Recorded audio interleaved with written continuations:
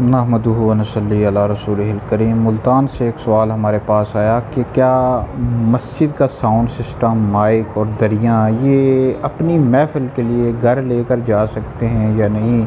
तो इस हवाले से जी मेरा फ़तवा भी मौजूद है और फ़तवा इंशाल्लाह सोशल मीडिया पर, व्हाट्सएप पर, दीगर जगहों पर शेयर कर दूँगा।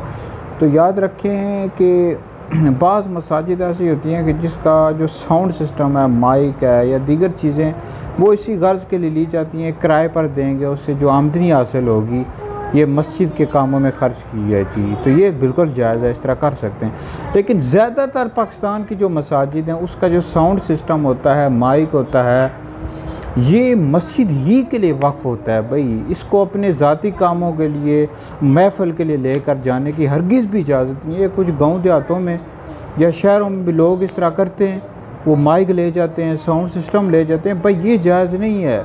ले जाने वाले भी गुनहगार हैं और देने वाले भी गुनहगार हैं, चूँकि मस्जिद के लिए वक्फ़ हैं। तो फतावा आलमगीरी जिल्द नंबर 2 में मौजूद है कि जो मस्जिद का मुतवल्ली होता है उसके लिए भी जायज़ नहीं है कि मस्जिद का चिराग घर लेकर जाए। तो ये जो मसाजिद की अशिया होती हैं, लोटा हो गया, दरियाँ हो गए, ऐसा साउंड सिस्टम, माइक, ये मस्जिद ही के लिए वक्फ़ होती हैं भाई। इनको आप लोग अपनी महफ़िल के लिए घर लेकर नहीं जा सकते या किसी और महफ़िल के लिए। तो लिहाजा ये जो कमेटी वाले होते हैं इनको तवज्जो करनी चाहिए भाई। अब मेरी तरफ ये सवाल आया, लोगों ने कहा मुफ्ती साहब इस वाले साहब फतवा भी लिखते हैं, वीडियो भी बना दें। तो अब देखें ये गुनहगार हैं जो मस्जिद कमेटी वाले होते हैं। आप लोगों को चाहिए कि आप इस तरह के जो मसाइल हैं उसके लिए हमसे रब्ता करें।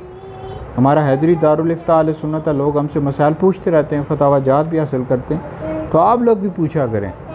तो लिहाजा जो मस्जिद की अशिया होती हैं इनको किसी दूसरी गर्ज़ के लिए हरगिज़ भी इस्तेमाल करने की इजाज़त नहीं है। ये वीडियो सुनकर आप लोग आगे भी शेयर कर दें, आपके लिए बहुत बड़ा सदका जारी है।